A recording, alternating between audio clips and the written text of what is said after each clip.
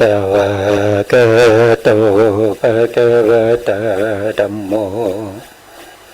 ธัมมังนามาสามิสุปฏิปันโนภะคะวะโตสาวกสังโฆสังฆังนามามินะโมตัสสะภะคะวะโตอะระหะโตสัมมาสัมพุทธัสสะนะโมตัสสะภะคะวะโตอะระหะโตสัมมาสัมพุทธัสสะนะโมตัสสะภะคะวะโตอะระหะโตสัมมาสัมพุทธัสสะสัมมาสัมพุทธมะตุลังสัจธัมมะกานุตมังอภิวาทิยปฏิตังอภิธัมมัตตังตังตถาวุตตาภิธัมมัตตาจตุถาปรมัตถโตจิตตังเจตสิกังรูปังนิพพานามิติสัพพะเตขอกราบนมัสการพระมหาเถระพระสังฆาธิการพระเถรานุเถระและขอสวัสดีท่านผู้ฟังและผู้ชมทุกท่านที่ติดตามในรายการพระไตรปิฎกลอยฟ้าในเนื้อหาของพระพิธรรมครั้งนี้เป็นครั้งที่71นะครับวันนี้ก็ต้องขออภัยนะครับขุกขักนิดหน่อยนะไม่เดี๋ยวผมขอเปิดไฟนิดหนึ่งนะครับ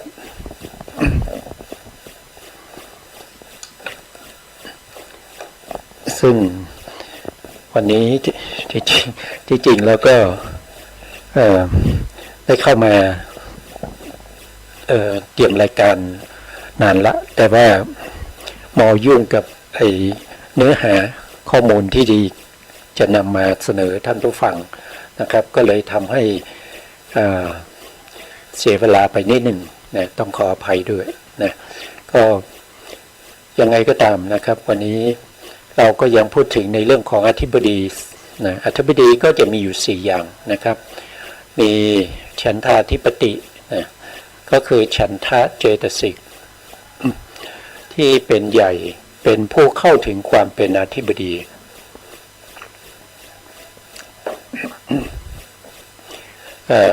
เข้าถึงความเป็นอธิบดีนะเข้าอย่างไงนะครับ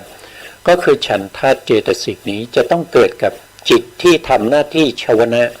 แล้วก็ประกอบด้วยเหตุอย่างน้อยต้อง2เหตุนะต้อง2เหตุขึ้นไปถึงจะเป็นอธิบดีได้นะอันนี้เรียกว่าเป็นฉันทาธิปติต่อไปก็จะเป็นวิริยาธิปตินะวิริยาธิปติก็คือวิริยะเจตสิกนะวิริยะเจตสิกที่เข้าไปประกอบกับชาวนาจิตนะครับตั้งแต่เหตุ2ก็เรียกว่าเป็นทวิเหตุกะชาวนาจิตนะทวิเหตุกะชาวนาจิตก็จะมีอยู่18ดวงด้วยกันนะถ้าเป็นติเหตุกะชวนะเนี่ยก็จะมีอยู่ว่าโดยย่อก็จะเป็น34ว่าโดยพิสดารก็จะเป็น66นะนี่ก็เป็นวิริยาธิปติที่หมายถึงว่าวิริยะที่เข้าไปเกิดในจิตเหล่านี้แล้วเนี่ยสามารถเป็นอธิบดีไม่ได้หมายความว่าต้องเข้าไปเกิดแล้วต้องเป็นอธิบดีเสมอไม่ใช่นะเวลาเข้าไปเกิดแล้วเนี่ยเขามีกำลังมากเขาสามารถที่จะทำให้สภาวธรรมที่เกิดร่วมกับตัวเองนะคอยไปตามตัวนะครับคือมีตัวเองนี่เป็นใหญ่จะมีสภาวธรรมอื่นที่เป็นอย่างเช่นเรายกวิริยะเป็นวิริยาธิปติหรือเป็นอธิบดีเพราะฉะนั้นสภาวธรรมอื่นที่เกิดร่วมกับวิริยะต้องคอยตามวิริยะแม้กระทั่งฉันทะนะครับฉันทะเกิดร่วมกับวิริยะแต่ฉันทะไม่ได้เป็นอธิบดีตัวที่เป็นอธิบดีคือวิริยะเพราะฉะนั้นก็ต้องคอยไปตามกับวิริยะนะครับแล้วก็จิตด้วย นะครับจิตก็เป็นอธิปดีได้จิตก็จะต้องประกอบด้วยเหตุสองหรือเหตุสามเหมือนกันนะครับก็ประกอบด้วยเหตุสองกับเหตุสามเหมือนกันนะครั้งที่แล้วเนี่ย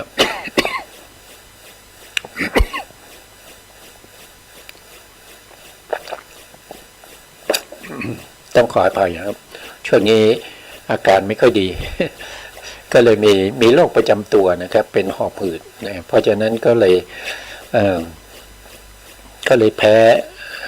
หมอกควันนิดหน่อยนะทีนี้จิตตาธิปตินะจิตตาธิปติเนี่ยก็คือตัวจิตนะไม่ใช่ตัวเจตสิกคือตัวจิตเนี่ยเขาก็สามารถที่จะเข้าถึงความเป็นอธิปดีได้สามารถจะเป็นอธิปดีได้จิตนั้นก็จะต้องเป็นจิตที่ประกอบด้วยเหตุสองหรือเหตุสามนะถ้าเป็นเหตุสองก็เหมือนชวนะนั่นแหละนะครับก็เป็นทวิเหตุกะชวนะนะครับก็จะมีอยู่18ติเหตุกะชวนะนะก็จะมีอยู่52นะมีอยู่52หรือ84นะตรง84นะครั้งที่แล้วได้ติดท่านผู้ฟังเอาไว้นะครับเดี๋ยวจะเฉลยนะเดี๋ยวจะเฉลยตรงนี้นะครับนะต่อไปก็คือข้อที่4นะข้อที่4ก็คือวิมังสาธิปตินะวิมังสาธิปตินะครับก็คือตัวปัญญานะครับตัวปัญญาที่เข้าไปประกอบกับจิตเนี่ยตัวปัญญาประกอบกับจิตเนี่ยจะต้องเมื่อเข้าไปประกอบแล้วจิตนั้นจะต้องมีเหตุ3จะมีเหตุ2ไม่ได้นะครับวิมังสาธิปติเนี่ยตัวเองเป็นเหตุด้วยเพราะตัวเองเป็นอโมหะเป็นตัวปัญญาเพราะฉะนั้นเวลาเข้าไปประกอบก็จะต้องมีอโลภะอโทสะอยู่แล้วเนี่ยเขาเข้าไปประกอบเนี่ยเข้าไปประกอบเนี่ยก็จะมีเหตุ3เพราะฉะนั้นวิมังสาธิปติเนี่ยจะต้องเป็นเหตุ3เท่านั้นนะครับจะเป็นเหตุอื่นไม่ได้แต่ยังจะเป็นเหตุ2เหตุ1อย่างเงี้ยไม่ได้หรือว่าไม่มีเหตุหรือเหตุที่มากกว่า3อย่างเงี้ยมันไม่ได้นะครับมันต้องเป็นเหตุ3เท่านั้นที่จะเป็นวิมังสาธิปติได้นะครับแล้วก็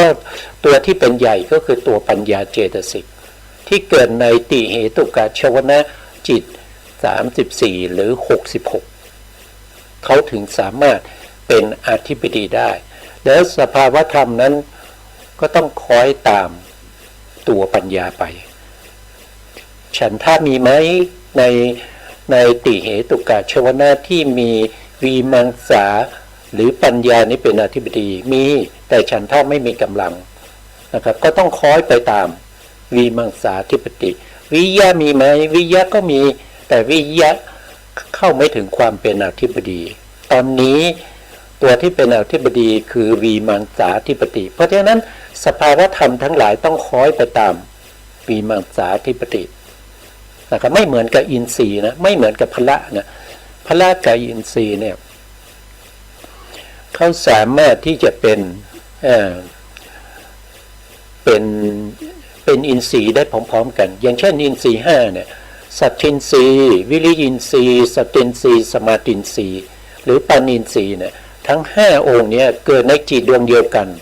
แต่5องค์นี้ก็สามารถเป็นอินทรีย์ได้พร้อมกันเลยนะครับเป็นอินทรีย์เฉพาะในงานหรือในส่วนของตัวเท่านั้นอย่างเช่นศรัทธาก็จะมีความศรัทธาเลื่อมใสในสิ่งที่ควรเลื่อมใสควรเชื่อในเรื่องของกรรมสกตาสัมมาทิฏฐิซึ่งเป็นเบื้องต้นอย่างเงี้ยจะต้องมีศรัทธานะครับเพราะต้องมีศรัทธานะแต่ปัญญาก็ไปควบคุมในส่วนที่เป็นงานของปัญญาไม่ได้มายุ่งกับเรื่องของศรัทธานะครับเป็นพร้อมกันเป็นอินทรีย์พร้อมกันเป็นพละพร้อมกันแต่พอมาเป็นอธิปดีไม่ได้แล้วอธิปดีปัญญาก็ต้องเป็นใหญ่นะครับปัญญาต้องเป็นใหญ่สภาวธรรมที่เกิดร่วมกับปัญญาต้องคอยไปตามวิมังสาธิปติเท่านั้นนะครับวันนี้จะเป็นอธิปดีได้มีอยู่4อย่างเท่านั้นมีฉันทะซึ่งเป็นเจตสิก นะครับมีวิริยะซึ่งเป็นเจตสิกแล้วก็มีจิตก็เป็นจิตนั่นเองนะจิตทั้งหมดมีอยู่128โทษจิตทั้งหมดเนี่ยมีอยู่89หรือ121ดวงนะแต่ไม่สามารถจะเป็นอธิบดีทั้งหมดได้สามารถเป็นอธิบดีได้อยู่แค่84ดวงเท่านั้นเองนะ84ดวงเท่านั้นเองนอกนั้นเป็นไม่ได้แล้วก็84ดวงนี้จะต้องเป็นจิตที่มีเหตุประกอบ2หรือ3นะอันนี้ก็ขยายความให้พวกเราได้เข้าใจนะครับได้เข้าใจนะขั้นที่แล้วติดไว้นะครับเราก็มาดูว่าตรงไหนนะตรงนี้84นะ84ตรงนี้เนี่ยก็คือได้แก่อะไรนะครับ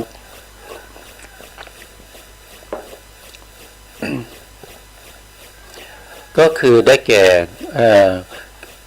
84เนี่ยหมายถึงจิตนะหมายถึงจิตก็คือจิตตาธิปติเพราะฉะนั้นจิตตาธิปติรวมหมดนะครับไม่ว่าจะเป็นทวิเหตุกาหรือว่าติเหตุกาทั้งที่เป็นโดยย่อและโดยพิสดารนะครับรวมกันเข้าไปนะครับก็จะได้อยู่84นะท่านบอกว่านะครับทวิเหตุกาแล้วก็ติเหตุกาเนี่ยรวมกันได้อยู่52รวมกันได้อยู่52พอได้52เนี่ยก็จะต้องเอา52มาจากไหนนะครับอธิบายนิดนึงขยายความอีกนิดนึง52เนี่ยก็คือมาจากทวิเหตุกะจิต18ใช่ไหมครับทวิเหตุกะจิต18แล้วก็ติเหตุกะจิตอีก34รวมกันก็จะเป็น52นะเป็น52อันนี้ว่าโดยย่อนะครับแต่ถ้าว่าโดยพิสดารก็เอา32บวกเข้าไปที่52นี้อีกทีหนึ่งนะ32บวกกับ52ก็จะเป็น84นะครับมันก็ไม่ยากเลยนะไม่รู้ครั้งที่แล้วมันติดปัญหาอะไรนะครับครั้งที่แล้วคิดไม่ออกเลยนะความจำไม่ค่อยดีเสื่อมประสาทเสื่อมแล้วนะอันนี้ก็เป็นเรื่องของอธิบดีนะขั้นที่แล้วเราก็พูดถึงพระสูตรด้วยนะครับพระสูตรที่นำมาพูดก็คือเป็นพระสูตรที่อยู่ในสังยุตตรนิกายมหาวรรคนะมหาวรรคเล่มที่5ภาคที่2นะครับถ้าว่าโดยจำนวนเล่มแล้วอยู่เล่มที่31อันนี้มาจากพระไตรปิฎกและก็อรรถกถาพระไตรปิฎกและก็อรรถกถาของมมลชุด91เล่มนะชุด91เล่มเขาอยู่ในเล่มที่31นะอยู่ในเล่มที่31เราก็พูดกันไปจบแล้วผมดูแล้วมันไม่มีที่ระบุไว้นะครับมันจะเลยไปในสูตรที่4ซึ่งเป็นโมคคลลาสูตรที่ไม่เกี่ยวข้องนะครับเราก็เว้นไปก่อนนะครับแล้วก็ผ่านไปตรงนี้เพราะว่ามันมีอยู่สูตรเดียวนะครับเท่าที่ค้นหาดูแล้วเนี่ยมีอยู่สูตรนี้สูตรเดียวพอที่จะเทียบเคียงได้นะครับเราก็จบไปแล้วนะไม่มีอะไรตอนนี้เราก็ไปดูในส่วนที่เป็นมาดูตรงนี้ท่านพูดถึงอธิบดีโดยตรงนะครับอยู่อธิบดีโดยตรงเอามาจากไหนนะครับเดี๋ยวบอกก็นำมาจากพระไตรปิฎกนะครับพระไตรปิฎกของมีทั้งของมมลแล้วก็ของมจลนะครับมีทั้งสองนะครับแต่ที่ผมนำมาตรงนี้เนี่ยเป็นของมจลนะครับมจลเป็นเล่มที่เป็นอรรถกถานะครับเป็นตัวขยายพระไตรปิฎกอีกทีหนึ่งเป็นอรรถกถาเล่มที่84นะครับ84มหาปัฏฐานนะครับเป็นมหาปัฏฐานภาคที่1อยู่ประมาณหน้าที่7อยู่ประมาณหน้าที่7นะครับเพราะว่าของมจลเขาไม่ระบุนี่มีหน้าด้วยนะอันนี้มีหน้าด้วยนี่เป็นของมมลมมลก็อยู่เล่มที่85เหมือนกันนะครับ85เหมือนกันคือจำนวนเล่มเนี่ย85เหมือนกันนะครับอยู่ในเล่มที่ถ้าว่าโดยในเนื้อหาเนี่ยเขาว่า เล่มที่7ภาคที่1นะครับอันนี้เป็นของมมลนะมมลนี่ก็เราศึกษาแล้วก็เข้าใจได้เหมือนกันนะครับก็ไม่มีอะไรแตกต่างนะแต่ว่ามมลเนี่ยบางครั้งเนี่ยตัวบาลีเนี่ยมันมีปัญหาเรื่องของฟอนต์นะมันทำให้ผมต้องมานั่งแก้ฟอนต์เนี่ยมันเสียเวลานะครับเพราะฉะนั้นผมก็หันไปใช้ของมจลนะหันไปใช้ของมจล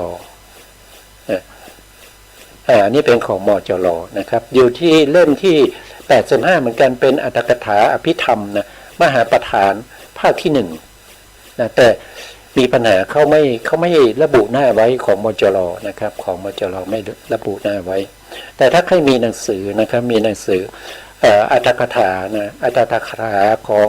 อภิธรรมก็เปิดไปได้อยู่ประมาณหน้าที่7นะอยู่ประมาณหน้าที่7นะถ้าเราศึกษาตรงนี้ดูจะมีเนื้อหาที่ทำความเข้าใจละเอียดมากขึ้นมากขึ้นกว่าในสูตรที่เรานำเสนอไปนะครับครั้งที่แล้วในสังยุตตรนิกายมหาวรรคข้อที่3นะครับเริ่มเลยนะข้อที่3อธิปติปัจจัยท่านพูดถึงปัจจัยนะปัจจัยก็คือเป็นเหตุนะครับเมื่อมีปัจจัยซึ่งเป็นเหตุ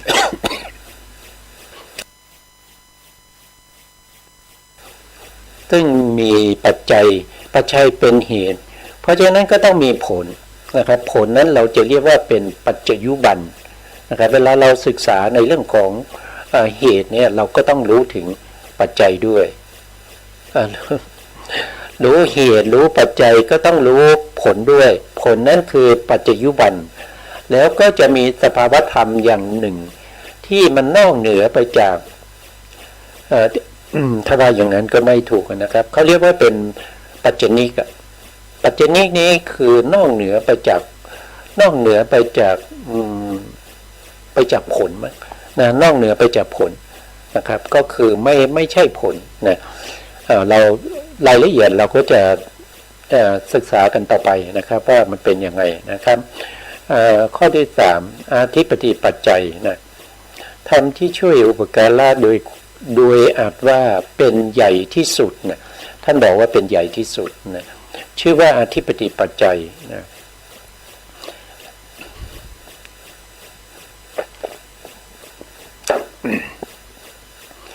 อธิปติปัจจัยก็จะมีอยู่2อย่างนะครับก็คือ1ก็คือสหชาตาธิปติสหชาตาธิปติเนี่ยก็คือหมายถึงว่าที่เขาเกิดพร้อมกันนะครับอย่างที่ได้เอ่ยไปตั้งแต่เริ่มรายการตั้งแต่เราเริ่มเรียนอธิปติแล้วว่าอย่างเช่นฉันทาธิปติเนี่ยก็คือเป็นใหญ่เป็นผู้ปกครองในสภาวะธรรมทั้งหลายที่เกิดพร้อมกันกับตัวเองหรือเกิดร่วมกันกับตัวเองนะครับโดยเป็นใหญ่แต่เพียงผู้เดียวในสภาวะธรรมนั้นนี่เราจะเรียกว่าเป็นสหชาตาธิปตินะเป็นสหชาตาธิปติเกิดร่วมกันแล้วมีอีกอย่างหนึ่งนะครับเขาเป็นใหญ่ด้วยความเป็นอารมณ์เราเรียกว่าเป็นอารัมมนาธิปติอารัมมนาธิปติก็คือประเภทที่เป็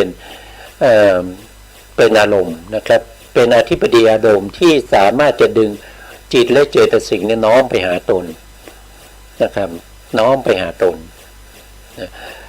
น้อมไปด้วยความฝักใฝ่หนักแน่นอย่างยิ่งในอารมณ์นั้นนะครับอารมณ์นั้นเป็นใหญ่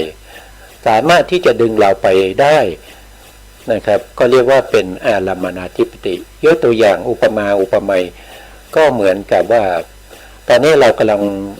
ศึกษาหรือฟังพระธรรมอยู่เนี่ยครับอยู่ที่ไหนก็ตามนะครับกำลังสนทนาธรรมกันอยู่นะอยู่ๆก็มีใครก็ไม่รู้นะครับยิงปืนขึ้นฟ้าในบริเวณนั้นนะเสียงก็ดังมากเลยคนที่กำลังศึกษาพระธรรมอยู่ทั้งหลายก็ต้องตกใจแล้วก็หันหน้าไปทางเสียงปืนใช่ไหมครับอย่างนี้เขาเป็นอารมณ์เป็นตัวที่สามารถจะดึงจิตและเจตสิกให้น้อมไปหาเสียงปืนนั้นได้ อย่างเงี้ยเขาเป็นอารัมมนาธิปติปัจจัยก็คืออารมณ์นั้นเป็นอารมณ์ที่มีกำลังมากสามารถดึงให้จิตและเจตสิกของคนอื่นทั้งหลายเนี่ยน้อมไปหาตัวเองได้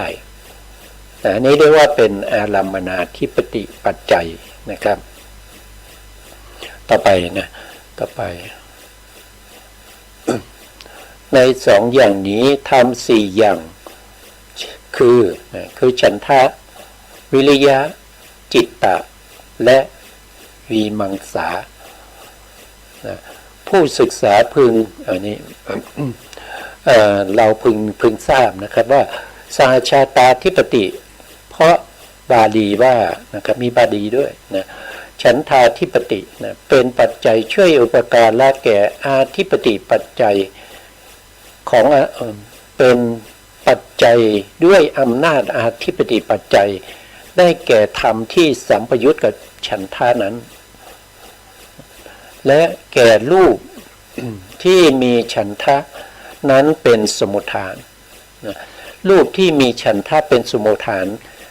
ก็จะต้องคอยไปตามฉันทะด้วยอำนาจของอาธิปติปัจจัยดังนี้เป็นต้นรูปที่เป็นที่มีฉันทะเป็นสมุฏฐานคือรูปอะไรนะครับก็คือรูปที่เขาเรียกว่าเป็นจิตตชรูปนะโดยจิตตชรูปรูปนี้ถ้าเราแยกสมุฏฐานออกมาเนี่ยก็จะมีอยู่4อย่างนะครับก็จะมี1ก็คือกรรมสมุฏฐานเรียกว่าเป็นรูปที่เกิดจากกรรมนะครับรูปที่เกิดจากกรรมโดยตรงก็จะมีอยู่9อย่างใช่ไหมมีจักขุประสาทโสตประสาทคานประสาทชิวหาประสาทกายประสาทนี้ได้5แล้วนะมีอยู่9อย่างนะรูปที่เกิดจากกรรมมี9อย่างนะครับอันนี้ได้5แล้วก็มีอิทธิภาวะปุริสภาวะได้มาอีก2ก็เป็น7แล้วก็มีชีวิตตารูปอีก1นะครับก็เป็น9อันนี้เกิดจากกรรมโดยตรงนะครับแต่ในที่นี้พูดถึงจิตรูปที่เกิดจากจิตเป็นสมุฏฐานนะครับก็คือมีฉันทะเป็นสมุฏฐานนั่นก็แสดงว่าในขณะที่ฉันทะเกิดร่วมกับจิตนั้นฉันทะเนี่ยเขาเป็นอธิบดีเพราะฉะนั้นสภาวธรรมไม่ว่าจะเป็นจิตเป็นเจตสิกที่เกิดร่วมกันนี้ต้องน้อมไปกับฉันทะไปทางไหนเขาจะต้องไปตามฉันทะแล้วก็รูปที่เกิดจากจิตนั้นก็น้อมไปตามฉันทะเหมือนกันเพราะว่าจิตนั้นน้อมไปกับฉันทะแล้วก็รูปที่เกิดจากจิตจะไปไหนในเมื่อสมุฏฐานในเมื่อตัวที่เขาเกิดด้วยสมุฏฐานที่เป็นจิตตชรูปเนี่ยเขาน้อมไปกับฉันทะเพราะฉะนั้นรูปนั้นก็ต้องน้อมไปกับฉันทะด้วยทีนี้เรามาดูว่ารูปที่เกิดจากฉันทะเนี่ยโทษทีรูปที่เกิดจากจิตโดยตรงเนี่ยมีเท่าไหร่จิตโดยตรงนะครับรูปที่เกิดจากจิตโดยตรงเนี่ยมีอยู่2นะครับมีอยู่2เท่านั้นเองนะมีอยู่2เท่านั้นเองเราเรียกว่าเป็นวิญญัติรูปนะวิญญัติรูปนะวิญญัติรูปก็จะมีกายวิญญัติกับวจีวิญญัติที่จะคอยไปตามอธิบดีได้คอยไปตามอธิบดีโดยตรงเลยเขามี2นะแต่ถ้าว่าโดยมีอยู่ในสมุฏฐานอื่นๆด้วยเกิดจาก4สมุฏฐานอย่างนี้ก็จะมีทั้งที่มี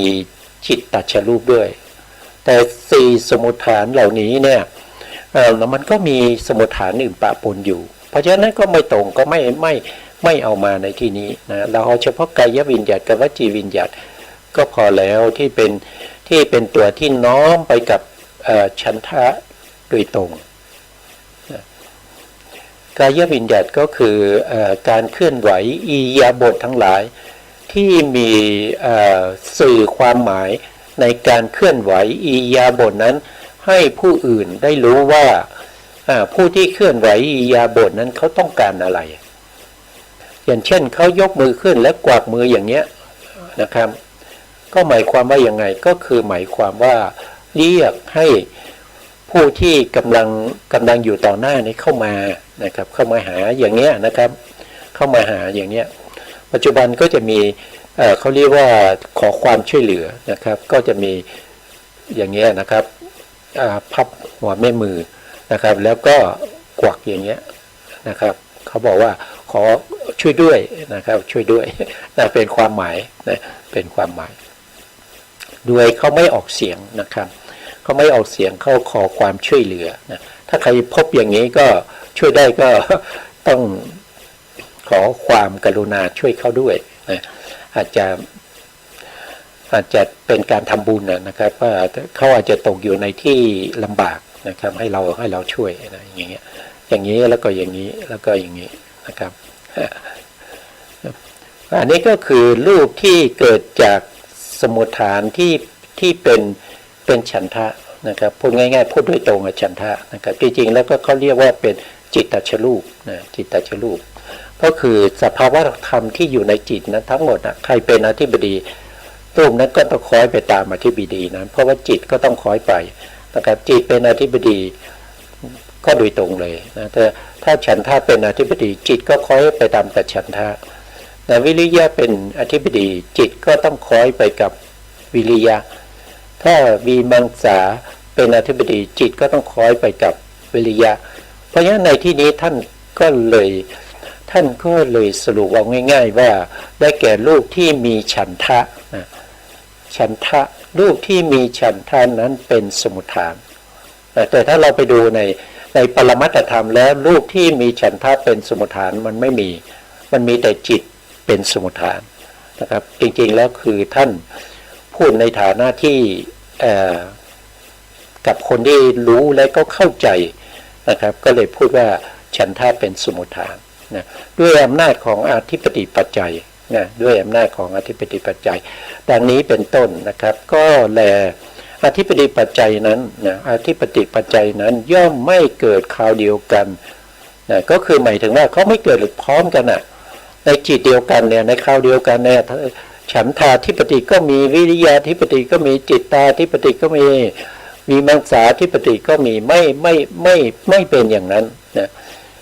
ไม่เป็นอย่างนั้นเกิดขึ้นสองดวงก็ไม่ได้แล้วอย่างเช่น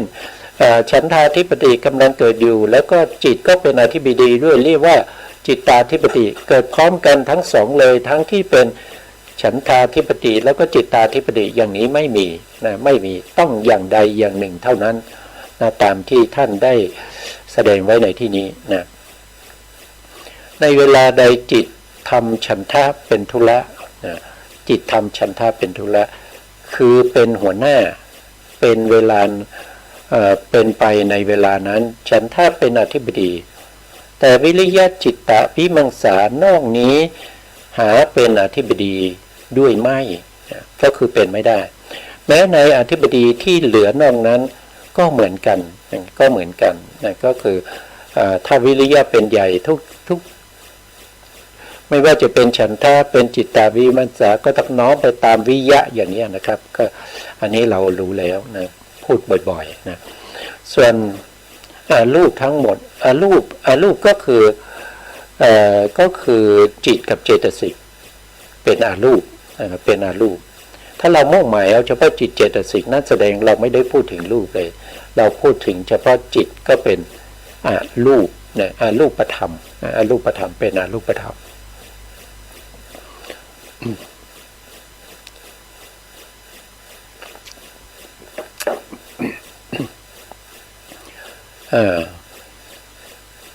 ทำทันใด ให้หนักไปย่อมเป็นไปนะครับธรรมนั้นชื่อว่าเป็นอารัมมณาธิปติปัจจัยอันนี้ก็เป็นอารมณ์ที่เป็นอธิบดีนะครับอารมณ์แล้วเราก็ผ่านไปก็ได้นะครับเพราะว่าเราไม่ได้พูดถึงเรื่องของอารมณ์นะครับเราไม่ได้พูดถึงเรื่องของอารมณ์นะครับก็จะมีในคืออธิบดีเนี่ยอธิบดีที่เป็นอยู่เนี่ยนะครับถึงแม้ว่าเรามีอยู่แค่สี่เนี่ยก็เขาเป็นปัจจัยนะเขาเป็นปัจจัยให้ดวงตาเห็นธรรมเหมือนกันเพราะว่าเขาเป็นอะไรเขาเป็น โพชฌงค์โทษเขาเป็นโพธิปักขิยธรรมนะครับโพธิปักขิยธรรมเดี๋ยวผมอ่านสื่อนี้หนึ่งโพธิปักขิยธรรมเนี่ยเป็นธรรมที่ฝักใฝ่ในเรื่องของมรรคเนี่ยในเรื่องของมรรคญาณนะในเรื่องของมรรคญาณเพราะฉะนั้นเนี่ยไม่ว่าจะเป็นฉันทะเป็นวิริยะเป็นจิตตาก็ตามนะครับก็สามารถที่จะทำให้เข้าถึงความเป็นผู้สำเร็จในเรื่องของโลกุตละธรรมได้นะครับเขามีขยายความไว้ผมหาอยู่นะครับจะมีในง่ายๆเลยก็จะมีในหนังสือหลักสูตรของอภิธรรมโชติกะวิทยาลัยนะในมหาประธานนะครับในมหาประธานซึ่งเป็นชั้นสุดท้ายเลยที่เขาศึกษากันนะครับชั้นสุดท้ายนะอย่ามาเปิดหนังสือนิดหนึ่งนะ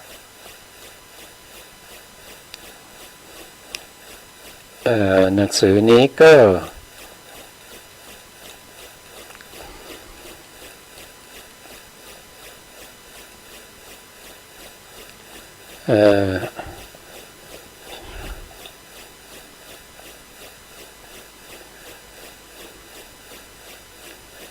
มาแล้วนะก็จะดู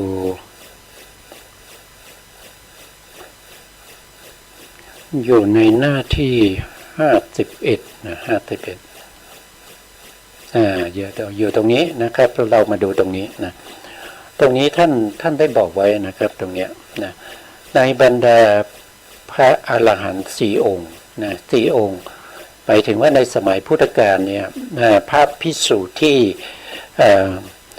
ที่สำเร็จได้เป็นพระอรหันต์เนี่ยนะครับก็มีอยู่4 องค์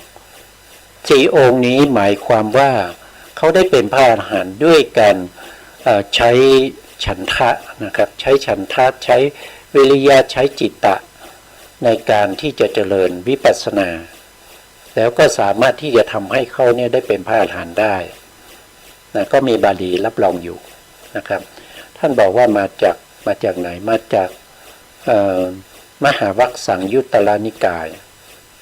มหาวัคสังยุตตรนิกายก็คือเล่มที่เราศึกษาไปเมื่อครั้งที่แล้วนะครับครั้งที่แล้วมีบาลีรับรองว่าตัทธะนะตัทธาลัทธาปาละเถระฉันทังทุลังฉันทังทุลังกัตตวาโลกุตละธรรมังนิพันเตติโสภณะเถระวิริยังทุลังกัตตวาสัมภูตะเถระจิตตังทุลังกัตตวาอายัสสมะโมคะราชาวีมังสังทุลังกัตตวานะครับถ้าแปลก็จะได้เป็นอย่างนี้นะในบรรดาพระอรหันต์ทั้ง4 องค์นี้ท่านรัตถปาลเถระอาศัยฉันทะเป็นหัวหน้าเป็นประธานแล้วก็ทำให้โลกุตละธรรมเกิดขึ้นหรือสำเร็จด้วยโลกุตละธรรมแล้วก็ท่านที่2ก็คือท่านโสนเถระได้อาศัยวิริยะเป็นหัวหน้าเป็นประธานแล้วก็กระทำโลกุตละธรรมให้สำเร็จท่านที่3ก็คือสัมภูตะเถระได้อาศัยจิตตะเป็นหัวหน้าเป็นประธานแล้วก็ทำโลกุตละธรรมให้สำเร็จท่านที่4ก็คือท่านโมคคัลลาเถระได้อาศัยปัญญาเป็นหัวหน้าเป็นประธานแล้วก็ทำโลกุตละธรรมให้สำเร็จการเจริญอิทธิบาท4นะครับการเจริญอิทธิบาท4ก็สามารถที่จะทำให้พวกเราเนี่ยเข้าถึงความเป็นอาริยบุคคลได้นะครับก็ไปศึกษาเพิ่มเติมได้ใน ในสังยุตตรนิกายอัตถกถามหาวรรคนะครับก็ไปศึกษาตรงนั้นได้ว่ามีพระภิกษุอยู่4รูปนี้อาศัยอาธิปตินะครับอาธิปติหรืออาธิบดีเนี่ยเป็นอารมณ์แล้วก็เจริญวิปัสสนาสำเร็จได้เป็นพระอรหันต์นะครับอันนี้ก็เป็นเรื่องของอาธิปติปัจจัยนะครับอาธิปติปัจจัยถ้าเราพูดถึงในเรื่องของอาธิปติปัจจัยเนี่ยเราก็มาดูวันนี้ผมไม่ได้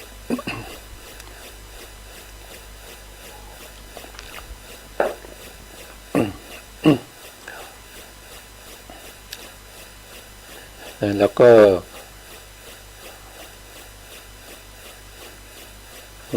เราก็ดูในส่วนนี้นะเดี๋ยวผมหานิดหนึ่งนะครับในเรื่องของ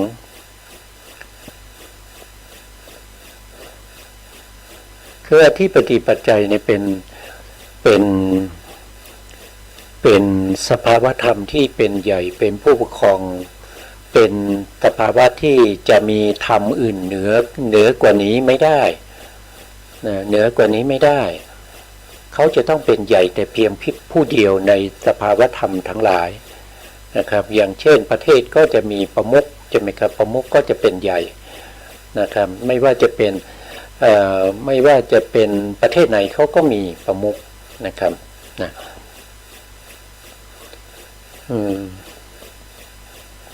เราก็ถ้ามีอะไรเราก็จะกลับมาศึกษาร่วมกันอีกครั้งหนึ่งนะครับตอนนี้ถ้าไม่มีผมดูแล้วมันไม่มีอะไรนะครับผมก็จะข้ามไปในส่วนที่เกี่ยวกับเรื่องของอาหารเลยนะครับซึ่งเป็นธรรมหมวดที่7นะเป็นธรรมหมวดที่7นะเป็นธรรมหมวดที่7ในมิสกะสังคหะนะมิสกะสังคหะก็มีธรรมอยู่7หมวดด้วยกันนะครับที่เราได้ศึกษาไปแล้วก็จะมี1ก็คือเรื่องของเหตุ6นะครับเรื่องของเหตุ6หรือเหตุ9นะครับเหตุ9ก็แยกเป็นอกุศลเหตุนะครับก็คืออโลภะอโทสะอโมหะกุศลเหตุก็คือโทษทีนะครับอกุศลเนี่ยก็เป็นโลภะโทสะโมหะนะถ้าเป็นกุศลเหตุก็จะเป็นอโลภะอโทสะอโมหะแล้วก็ยังมีอีกอันหนึ่งก็คืออพยากตาเหตุอพยากตาเหตุก็คืออโลภะอโทสะอโมหะนะอันนี้ก็เป็นเรื่องของเหตุก็จะปะปนกันอยู่ในสภาวธรรมที่เป็นกุศลอกุศลแล้วก็อพยากตะอันที่สองเนี่ยเราก็ศึกษาในเรื่องของฌานังคะนะฌานังคะก็คือเรื่องขององค์ฌานนะองค์ฌานก็จะมีอยู่ทั้งหมดอยู่7ใช่ไหมครับจริงๆแล้วก็ว่าโดยตรงๆเนี่ยถ้าเป็นฌานที่อยู่ในฌานจิตเนี่ยก็จะมีอยู่แค่5เท่านั้นเองแต่มี7เนี่ยก็เนื่องจากว่าเขานับตั้งแต่คณิกะสมาธิขึ้นมานะครับคณิกะสมาธิที่มีกำลังคณิกะสมาธิเนี่ยมันมีอยู่แล้วปกติพวกเรามีอยู่แล้วแต่เป็นสมาธิที่ไม่มีกำลังนะไม่มีกำลังถ้ามีกำลังมากขึ้นเนี่ยมีกำลังถึงสามารถเทียบเท่ากับอุปจารสมาธิได้มุ่งเน้นหรือว่ามุ่งหน้าสู่อารมณ์นั้นด้วยกำลังเทียบเท่ากับอุปจารสมาธิเช่นอกุศลจิตเหล่านี้ก็มีนะครับหรือว่าในวิปากจิตก็มีหรือว่าในพวกที่เป็นโลกิยกุศลนะครับแต่ถ้าเป็นประเภทที่เป็นฌานกุศลหรือว่าเป็นประเภทที่เป็นฌานเนี่ยสมาธิเขาจะเป็นอัปปนานะครับเป็นอัปปนาสมาธิซึ่งจะมีกำลังมากกว่าอุปจารสมาธิแล้วก็คณิกะนะครับสมถะหรือสมาธิมีอยู่3อย่างก็คือคณิกะสมาธิอุปจารสมาธิแล้วก็อัปปนาสมาธิ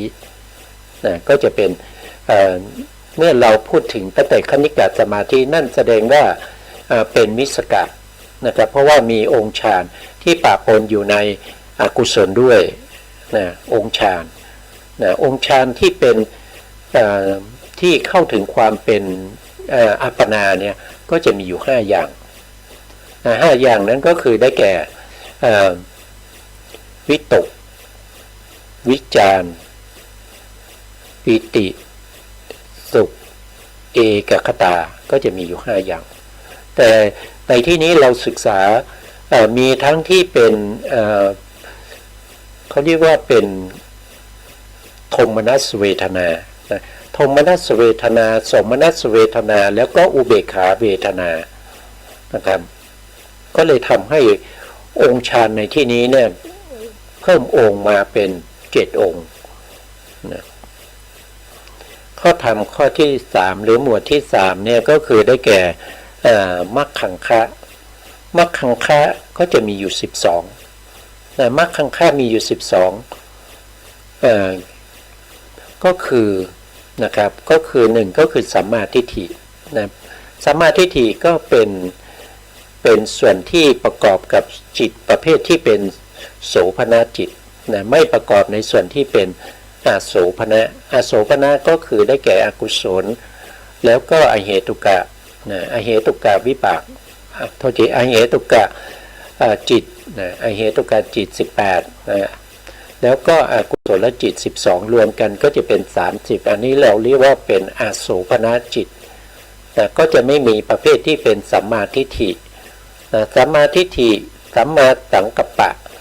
สัมมาสังกัปปะก็คือได้แก่ตัววิตกนะครับตัววิตกเนี่ยที่เป็นสัมมาได้ก็เพราะว่าเขาเป็นประเภทที่ตึกไปในกุศลสังกัปปะ3นะสัมมาสังกัปปะแล้วสัมมาสังกัปปะองค์นี้บางครั้งเนี่ยไปตัววิตกเนี่ยพูดถึงตัววิตกนะองค์ธรรมเขาคือตัววิตกตัววิตกนี้เกิดในกุศลจิตเรียกว่าเป็นสัมมาสังกัปปะ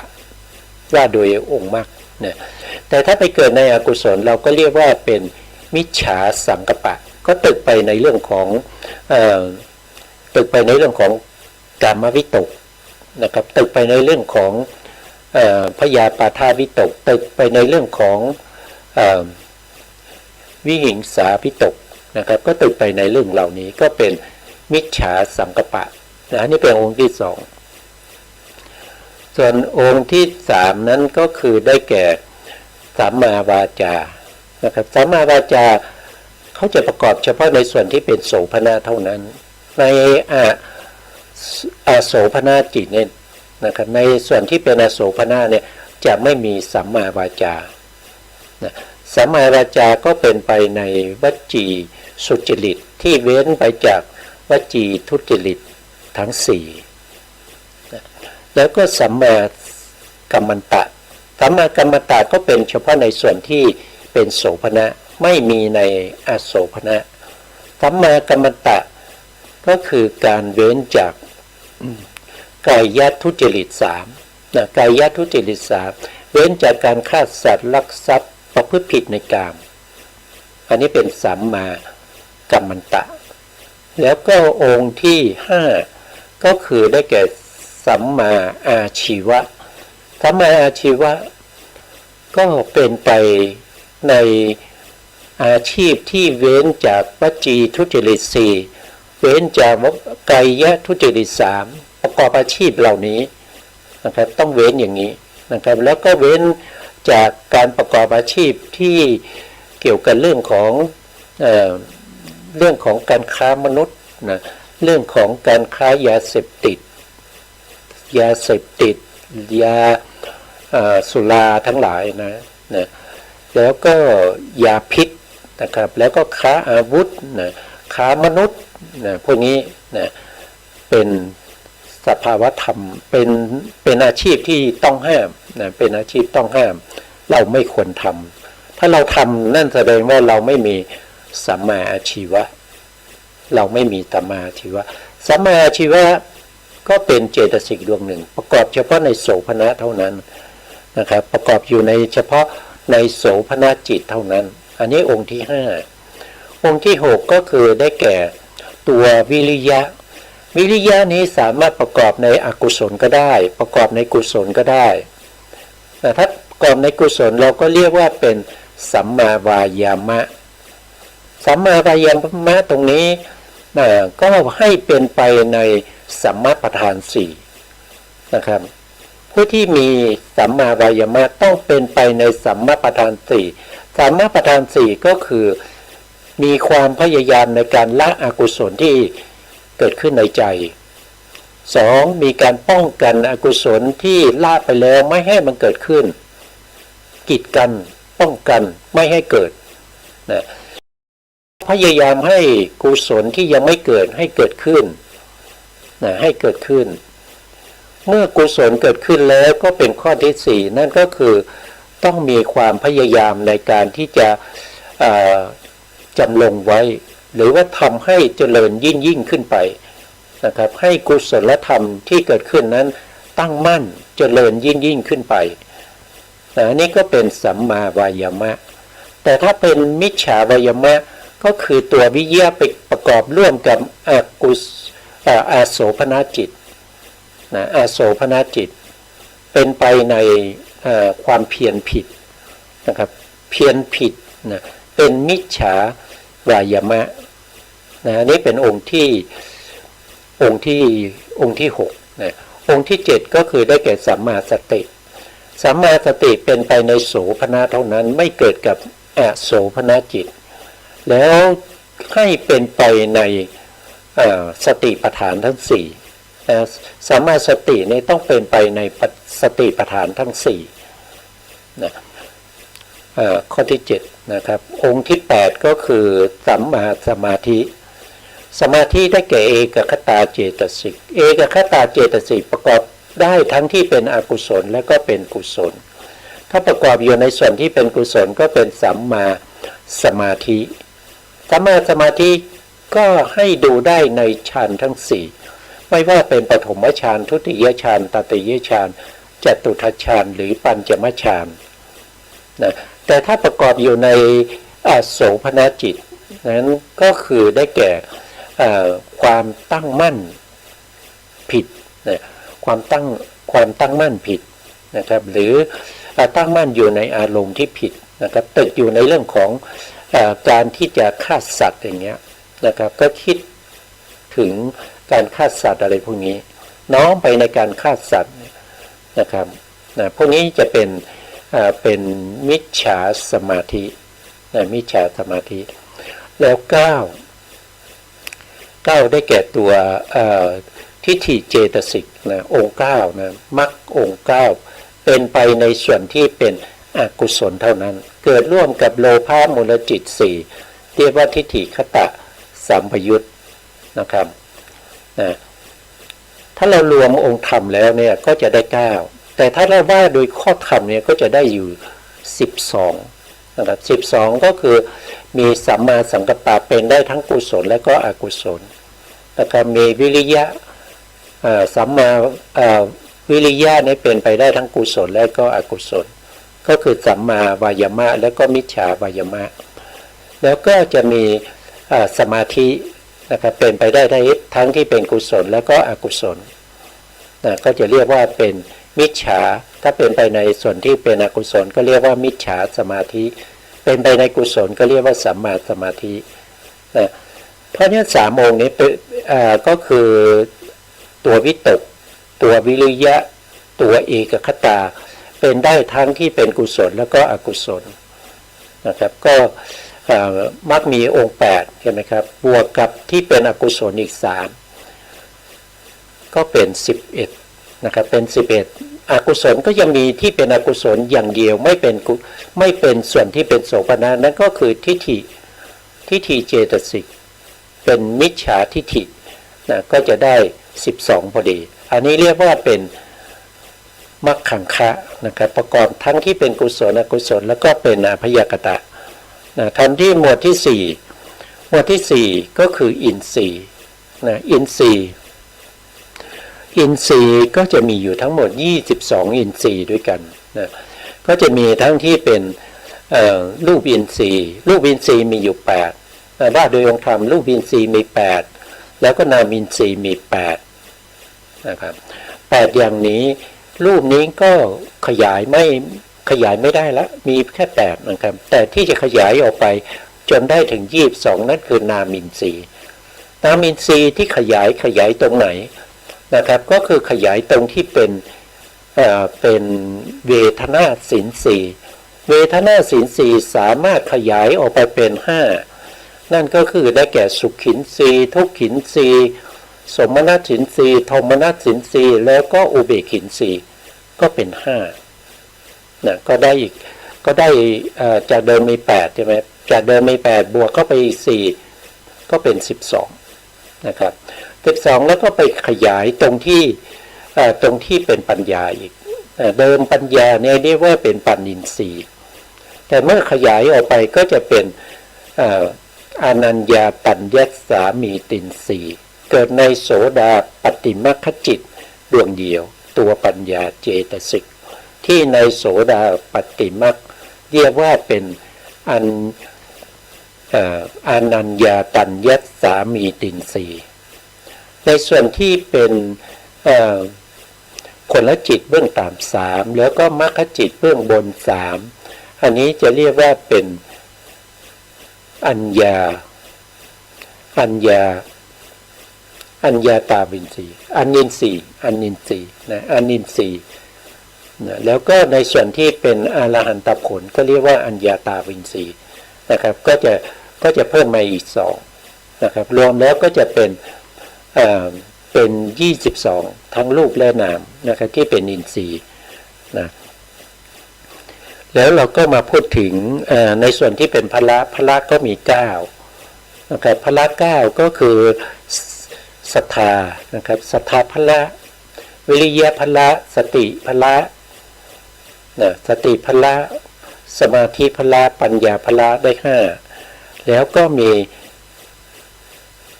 อาหิริกะพละเป็น6นะอโนตปาพละก็เป็น7แล้วก็ยังมีในส่วนที่เป็น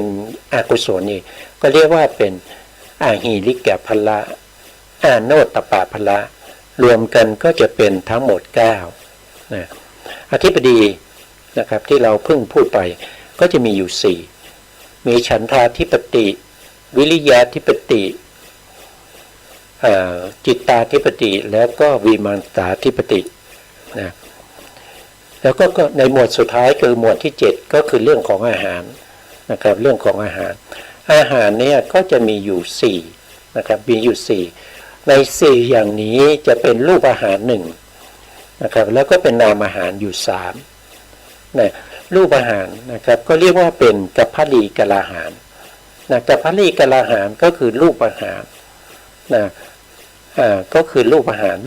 ก็คือรูปอาหารที่เราทานเข้าไปเราทำให้เป็นคำๆแล้วก็กลืนกินเข้าไปแล้วก็สารอาหารที่ย่อยสลายไปแล้วมีสารอาหารที่ไปหล่อเลี้ยงร่างกายให้ตัวโอชาที่ไปหล่อเลี้ยงนั้นเราเรียกว่าเป็นกัปพลีกลาหารก็คือเป็นอาหารที่เรารับประทานเข้าไปนะครับอันที่2ก็คือได้แก่ภาษาอาหารก็คือได้แก่เรียกว่าเป็นองค์ธรรมแล้วก็คือได้แก่ภาษาเจตสิกนะภาษาเจตสิกนะต่อไปอันที่3ก็คือได้แก่มโนสัญเจตนาอาหารมโนสัญเจตนาอาหารก็คือตัวเจตนาเจตสิกนะครับที่ประกอบอยู่ในจิตเหล่านั้นก็จะเรียกว่าเป็นมโนสัญเจตนาก็คือเจตนาก็คือกรรมนะครับกรรมนี้ก็เป็นอาหารที่หล่อเลี้ยงสัตว์นรกเอาไว้อย่างเงี้ยนะครับสัตว์นรกไม่ได้ทานอาหารนะแต่เขาอยู่ได้ด้วยกรรมเก่าที่หล่อเลี้ยงเขาอยู่นะครับแล้วก็อันที่4ก็เรียกว่าวิญญาณอาหารก็คือได้แก่จิตทั้งหมดนะครับอย่างเช่นรูปภพเนี่ยมีแต่จิตอย่างเดียวก็อยู่ได้ด้วยเพราะวิญญาณอาหารที่เป็นอากาสานัญจายตนะวิญญาณัญจายตนะอากินจัญญายตนะในวสัญญานาสัญญายตนะจิตเหล่านี้เป็นตัวที่หล่อเลี้ยงสัตว์เหล่านั้นที่อยู่ในอรูปภูมิไม่มีรูปมีแต่นามนะครับแล้วก็อยู่ด้วยอย่างนั้นนะครับพวกนี้ก็เป็นอาหารที่เรียกว่ารูปอาหารแล้วก็นามอาหารนะครับอาหารก็เป็นเรื่องที่น่าสนใจนะครับเพราะว่าอาหารเนี่ยจริงๆแล้วก็แปลว่านามมานะ